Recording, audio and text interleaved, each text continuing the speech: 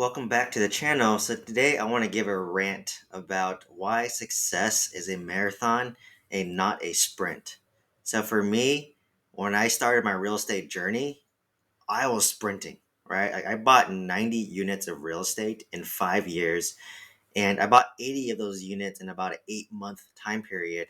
And what's crazy is even during that same 8 month time period, I actually was making offers and trying to get a fourth property, right? So I got a 26 unit, a mobile home park, and a 20 unit in an 8 month period, which was 80 units. But on top of that, I was under contract for an RV and mobile home park in Oklahoma, which fell through due to due diligence. Thank God that happened, and another 50 unit in Oklahoma where I actually just got beat out by someone else by a little bit. But thank God that that happened, right? So failure happens for a reason, and I always say that failure is a way of upper powers or upper beings trying to protect you from yourself, right? And in my case, it did.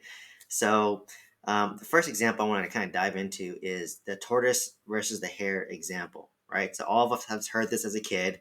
I never really connected the dots until recently, but it really talked about um, going at a slow and steady pace, but being able to maintain that pace over a long period of time, which is why the tortoise won the race. The hare, while it would go very fast, it would sprint, would take a break, stop, pause, get distracted, sprint again, take another break, pause, get distracted, something else, sprint again. And, by the time the race was finished, the tortoise just kept on going slow and steady and won the race, right? So you can take a lot of those principles and understand that success is a marathon and not a sprint. So let me go into why that's the case. So the key of success is staying in the game as long as possible. So whatever game you choose, right? Whether you want to start a business, whether you want to do a coaching business, whether you want to create a mastermind, whether you want to create social media, whether you want to do real estate investing, the goal is to do that for your entire life, right? And that's how I think about things now today. If I commit to something, I'm committing to do something for my entire life, right? So for me, I'm committed to investing in index funds for my entire life. That's very passive, very easy. I'm committed to investing in whole value max funded life insurance for the rest of my life, right? That's very easy, very passive. I'm committed to investing in real estate my entire life, right? So I started off house hacking single family homes, went over to commercial real estate doing value add apartment complexes of burrs. And who knows, I may eventually start investing in syndications if I want to be a little more passive, right? But in any case, it's all related to real estate, and I want to do it for the rest of my life, right? I started at 27, and I hope to continue doing it, for my entire life until the day I pass away, right? And same thing for like social media, same thing for like my coaching and mentorship is I want to do this for the rest of my life as well, because it's actually very rewarding for me to teach other people and help people buy their first apartment complex or buy their first single family home, and really give them that confidence to improve themselves and know that they can do it. And one apartment complex is all it takes to really change your financial trajectory, where it might give you the option to retire from your day job. Like my 26 unit, for example, that's my first apartment I bought about 2 years ago. And if I wasn't doing renovations still, I'm probably cash flowing about $4,000 a month on that property. But I'm taking that 4,000 and putting it into renovations. So because of that, I don't really pocket any of it, and I'm actually putting money out of my own pocket to continue renovating it. But I'm making $4,000 a month, and I still have like 9 vacant units, right? Like at 9 vacant units, and let's just say you assume another, 600 on average. I'm getting between 700 and 750 for the brand new renovated units. And if I'm just, doing basic rent readies and just touching up things here and there, I'm probably getting around, 600. So let's just be conservative and let's average it out. Let's say it's 650 per unit times 9 units. That's another potential to add another 58 to 5,900 in cash flow. And if you add that to the 4,000 I'm making already, that's almost about 10K, right? Let's make it 9 to 10K depending on other expenses and whatnot. But it's about well, let's be more conservative. Let's say it's 8K. Once they're all rented out, like that's enough to replace my day job, right? Like good W-2 salary, you typically take home about 8K. So like 8K, that's almost taking covering my day job.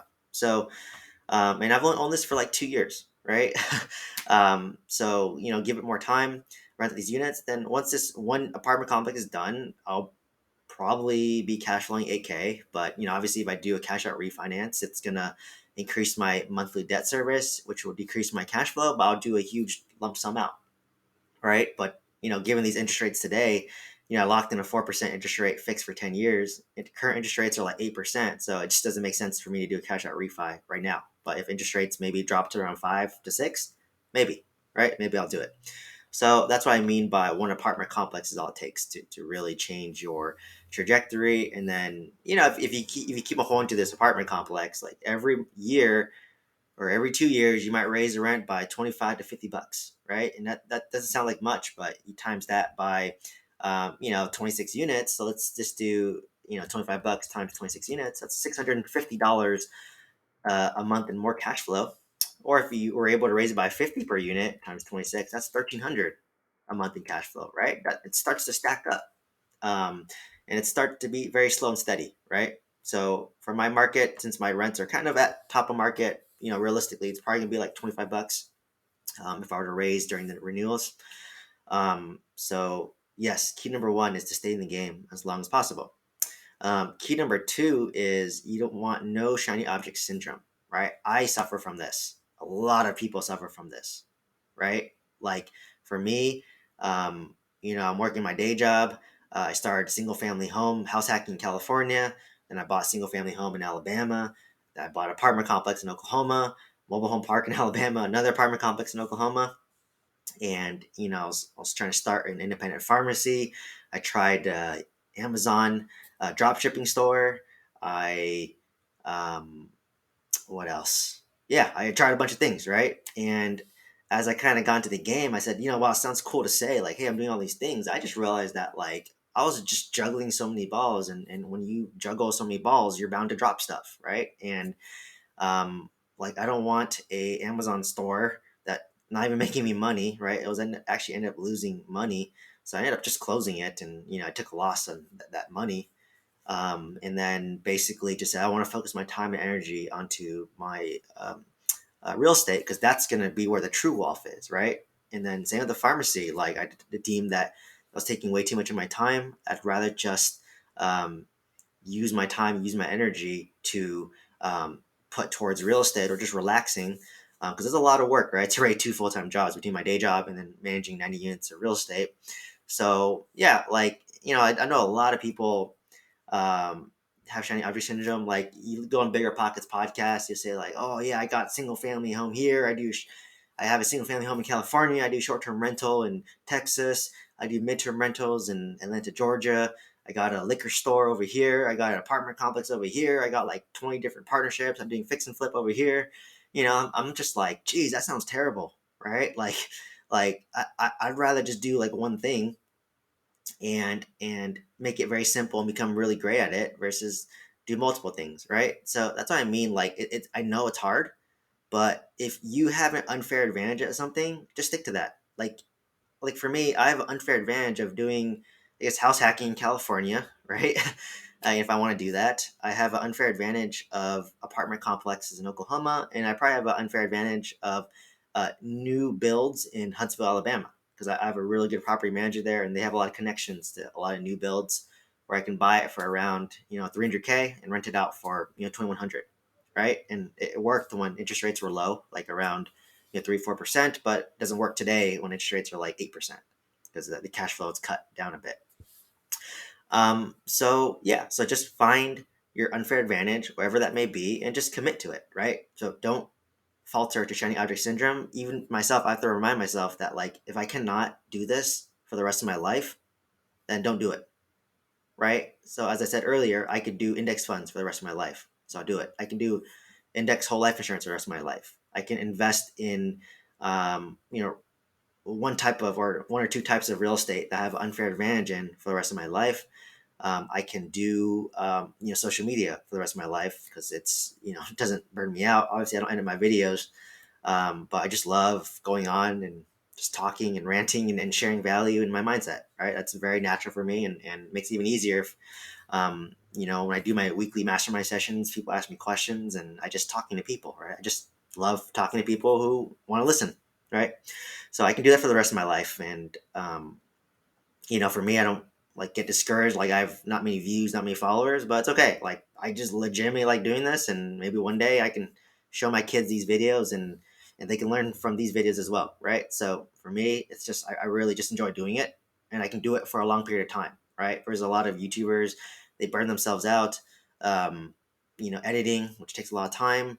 They burn themselves out because they're so results oriented. Where like, oh, this video didn't do as well. You're just forced to pick whatever hot topics there. Like people love talking about Chat GPT or recession. Like for me, I just talk about whatever I want to talk about, and I don't care if it goes viral or not. Right? That's why I'm slowly growing. Uh, so very slow compared to most people, but hey, slow and steady wins the race. Right? As long as I can continue being in the race. So I'm literally applying what I'm sharing in this video to myself. Right? So remember, number 2 is no shiny object syndrome.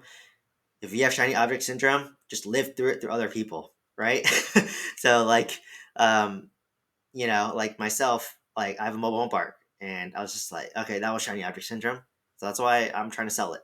I just want to just remove that distraction and then put that energy and money into apartments in Oklahoma, house hacks in California, or new constructions in Huntsville, Alabama, right? Like I could easily just scale one of those three and not take up that much more work for me. That's economies of scale, right? So if I have shiny object syndrome, let's say I want to buy self storage, then I just will make a friend of a guy who does self storage and live vicariously through him. If I want to do Airbnb, I'll live vicariously through someone who's doing Airbnb. I don't need to do it. I can live through somebody, right? Or that's the beauty about investing in syndications down the road is like I don't need to be good at self storage, but maybe I can invest in a syndicator who's really good at self storage, or a syndicator who's really good at mobile home parks, right? So there's a way to get it out of your system without you burning up too much of your mental energy, your time, and spreading yourself thin, right? So um, once again, no shiny object syndrome, very important. Next one is do one thing for a long period of time, right? So this is where people struggle, right? We have short attention spans. We want the quick, exciting thing. We want that quick formula for wealth, right? Like that's how a lot of people sell their courses and mentorship. I'm reverse. I say it's give yourself 15 years, right?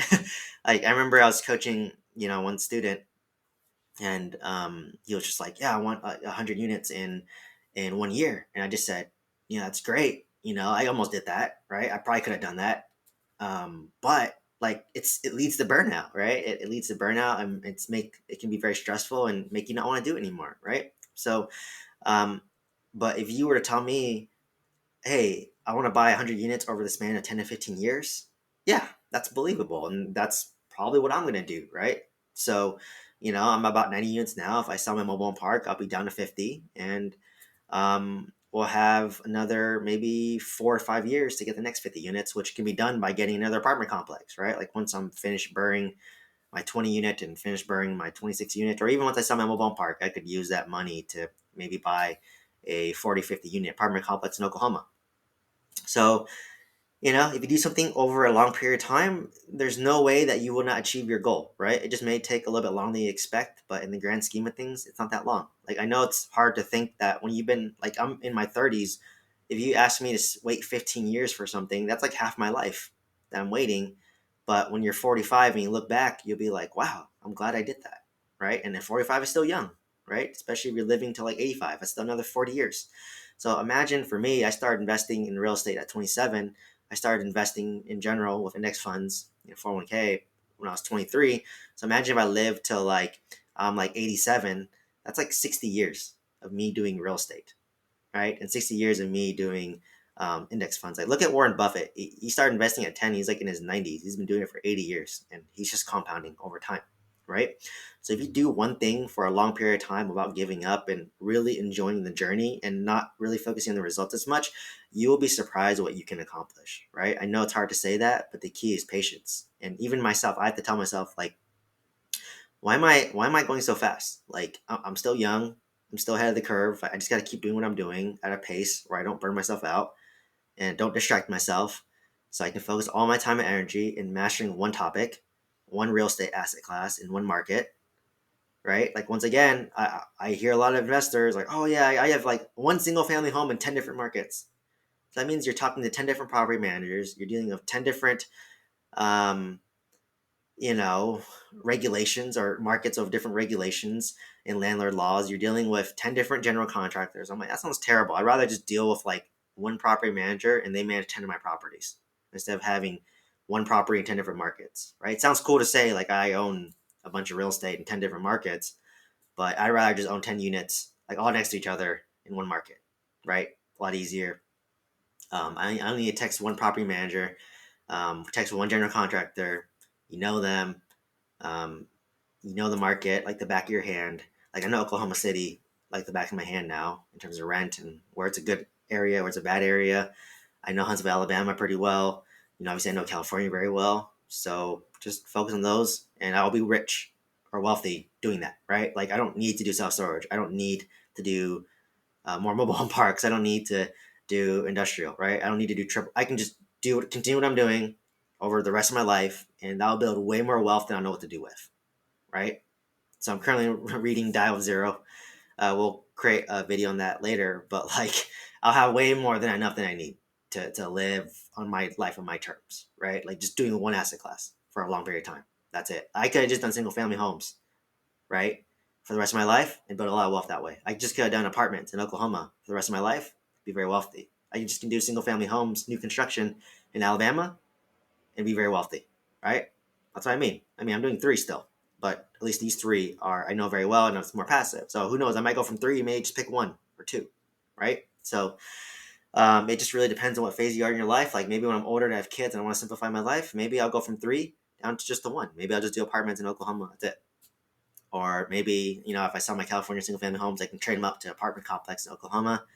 Or I just can buy a bunch of new builds in Alabama, right? Or if I want a little diversification, you still do a little three of each and I have my system in place, right? But right now I'm self managing my California single family homes, but maybe I'll hire a property manager and they'll help me manage mine, right?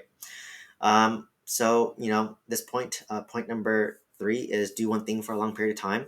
And like I said, just think of Warren Buffett, think of Chick-fil-A, right? The owner of Chick-fil-A, he's been making chicken sandwiches for his entire life. And look at Chick-fil-A now. It's making way more money than McDonald's, way more money than Burger King, and their menu is more limited, and they're only open 6 days a week. They're closed on Sundays, right? Like, same thing the owner of Panda Express. He owns all his stores himself. He doesn't franchise out, and he's starting to compound over time, right? So that's how you build one thing for a long period of time, and that's how you do it, right? You just can look at the richest people in the world, like the guy who owns all the luxury designer bags. I forgot his name, but he owns like Gucci, Louis Vuitton, Coach, all those brands, and he's just been making designer bags his whole life, and it's compounding. The next one is mastering one thing versus being okay at a bunch of things, right? So this kind of ties in to my last examples, right? So just be good at one thing, be the master at one thing, right? You can be the master of single family homes in California. You can be the master of apartment complexes in Oklahoma. You can be the master of new build construction in Alabama and just do that for the rest of your life and you'll be wealthy, right? Versus, okay, I'm okay at single family homes in California, okay at single family homes in Texas, okay at single family homes in Nevada, okay at single family homes in North Carolina, okay at single family homes in Tennessee, right? Or I'm okay at mobile home parks and apartments and self storage, industrial. But why not just be great at one, right? I'd rather, if you're okay at multiple and you're juggling multiple balls, not only are you going to build yourself a life that you're going to hate, that's busy, and you're just dropping the ball. Like, I remember I used to talk to a lot of like investors in my old mastermind group that I started way back in the day, and they'd be like, "Yeah, I want to like, um, own an Airbnb and like um, Thailand, and then one in Vietnam, and then one in like China, and one in Japan, and I just want to travel between those areas and use it when I'm there." But I'm just like, man, it's just a lot of work and a lot out of your control, right? Like the laws change in those areas. You're not there all the time. There's property management, and like how often are you actually going to be there, right? Like if I own 4 vacation homes, like how often am I going to be there? So to me, I was just like, I'd rather just instead of owning like real estate in Japan and Thailand and um, Vietnam and China. Like I'd rather just own a bunch in California, Oklahoma, Alabama, where I already know the market. I already have a team and system in place there.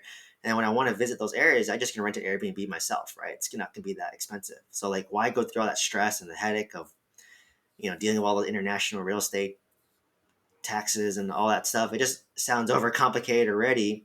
By all means, if like let's say you want to live there for like half the year, right? Let's say I want to live in like Thailand or Vietnam for half the year, then in that case, yeah, maybe it'll make sense where like you might own something there, a condo or whatever, a single family home, and the 6 months that you're there, you live there. Then the 6 months that you're back in the States, you live in California, right? In that case, it might make sense. Or like I said, those areas are so cheap that like you can just Airbnb a place and change your location every time, right? Like if you're there for like 2 3 month segments, you just can Airbnb a place, stay there, and do that. So it's just options, right? Like to me, it's just like unless you're gonna spend a lot of time there and really utilize it, like don't even own real estate there.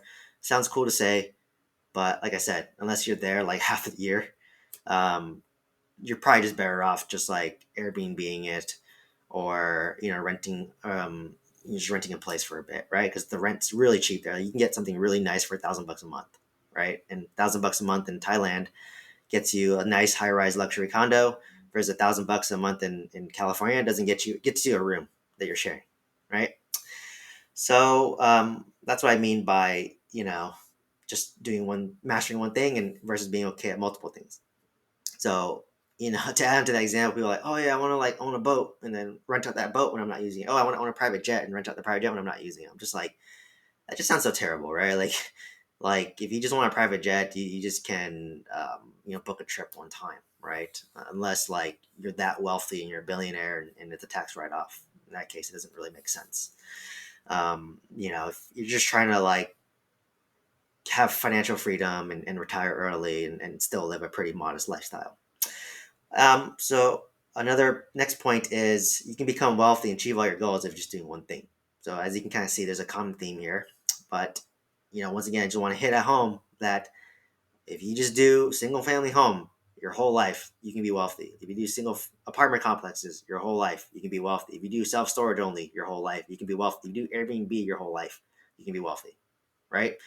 If you do social media your whole life, you can probably be wealthy, right? So just do one thing and you'll be surprised how it compounds. I know it's hard to see, right? Like for me, like I'll be honest, sometimes it's discouraging, right? You post videos and like you're slowly building up and your videos don't go viral for the most part, but like if you enjoy what you're doing and you're just laying a foundation and you're slowly building an audience and people who really like you, they really support you, they really trust you, and you want to slowly compound that audience and you'll be surprised what you can accomplish later down the road, right? Like I'd rather have 1,000 diehard fans versus like 100,000 fans who just don't really, they just subscribe because they like the one video and don't really know much about you, right? So I'd rather have that quality over quantity, right? But if you have quality quantity, that's when you win, right? That's when you make more wealth than you know what to do with, right?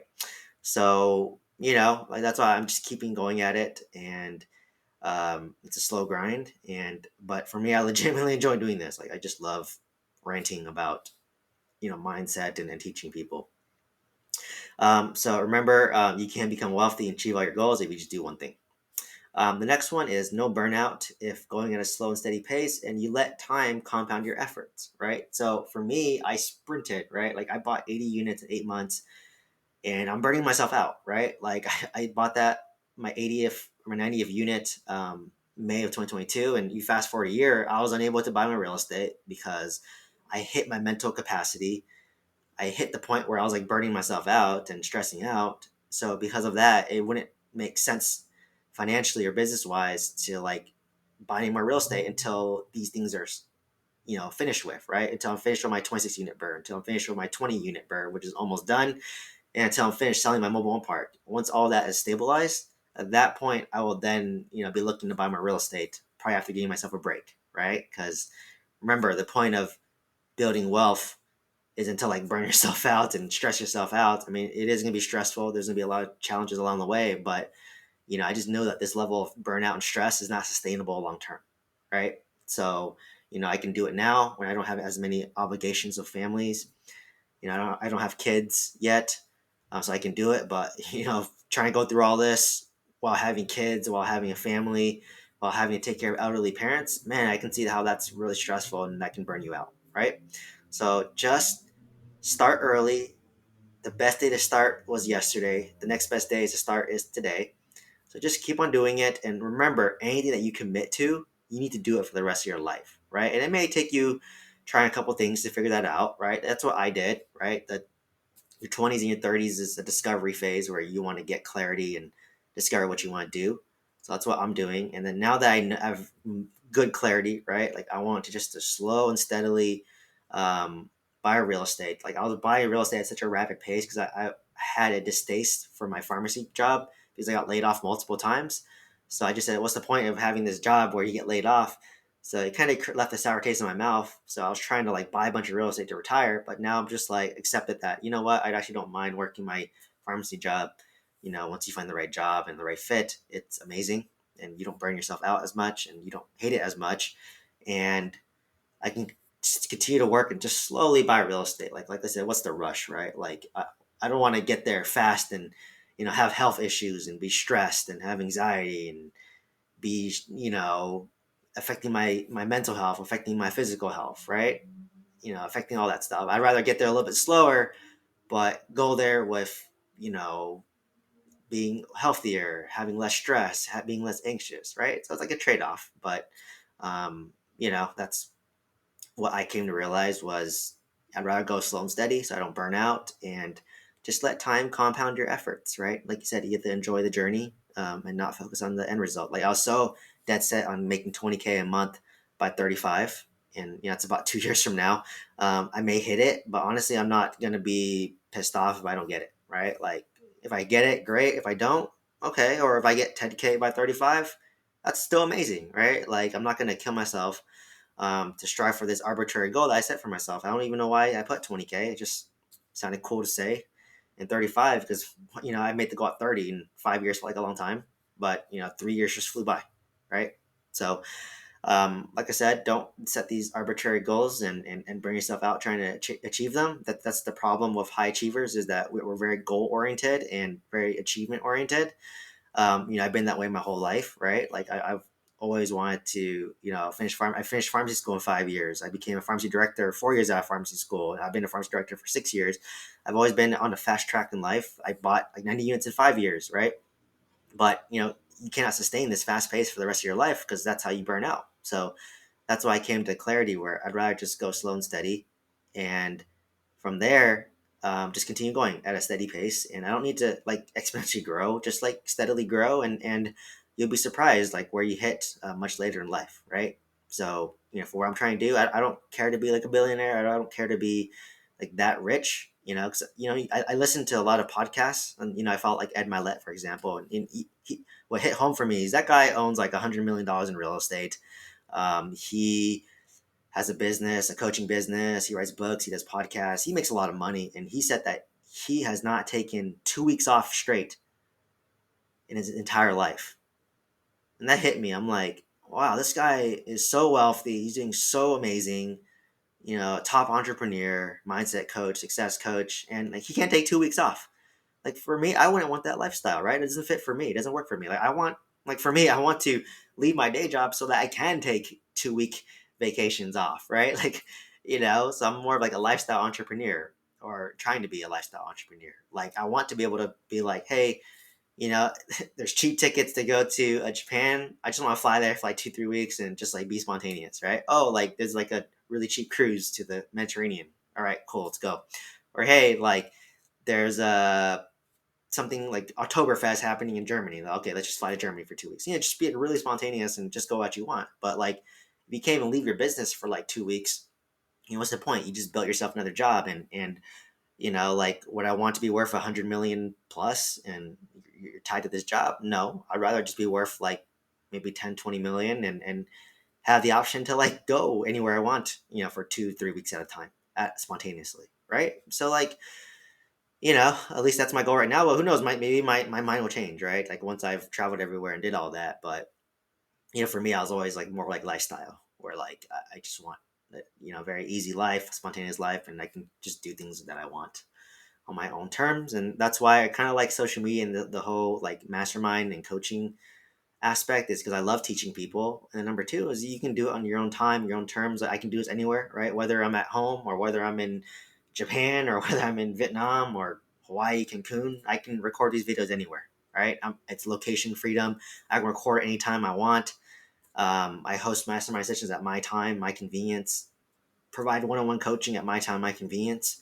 So it's really my business works around my lifestyle versus my lifestyle is works around my business, right? That's what I want, but the cost is you're not going to be like a billionaire or 100 million, which is fine, right? Like you don't need that much. As more, even like 10, 20 million is more than enough you'll need, right? To basically die of zero. And the next one is, obviously, is sprinting leads to burnout. So for me, I would say there's certain seasons in your life where you can sprint. For me, it was my early 30s, basically 31, 32, and, trickling to 33, 33. But, after, my mobile home park sales, my 20 unit and 26 unit are done with the renovation and I do a refinance, like I'm probably not going to be sprinting for a while. Like I just want to take it a little bit easy and, focus on my personal life a little more and, give myself a break a little bit. So at that point, I'm not going to be sprinting as fast in terms of real estate, but maybe I can sprint in my social media and my mastermind and my mentorship side, right? So, I was sprinting these 3 years in real estate, and now that I want real estate to kind of stabilize and settle, I'm gonna be sprinting in another aspect of my life, right? Or maybe I want to focus on my physical health and like get back into shape and like work out more, or focus on my personal life, like I mentioned earlier. So just know that like there's different seasons of your life. Like I used to take it as like, oh, I have to be all gas, no brakes, right? But there's a time when you need to step on the gas and there's a time you need to step on the brakes. So I've been stepping on the gas. Now it's time for me to step on the brakes. And maybe when I'm, upper 30s or something, maybe it's time to step on the gas again, right? Or I'm stepping gas on something else in my life. So just know that it's once again, it's a marathon, not a sprint. So to kind of summarize everything, remember point number one is stay in the game as long as possible. Point number two is avoid shiny object syndrome, no matter how hard it is. Number three is do one thing for a long period of time. Number four is mastering one thing versus being okay at a bunch of things. Number five is you can be wealthy and achieve all your goals if just doing one thing. Number six is if you go slow and steady, you won't burn out and let time compound your efforts.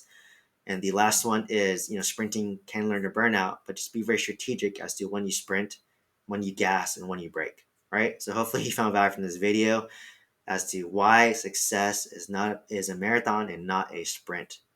I learned this lesson recently. Hope you learn as well. Thank you so much.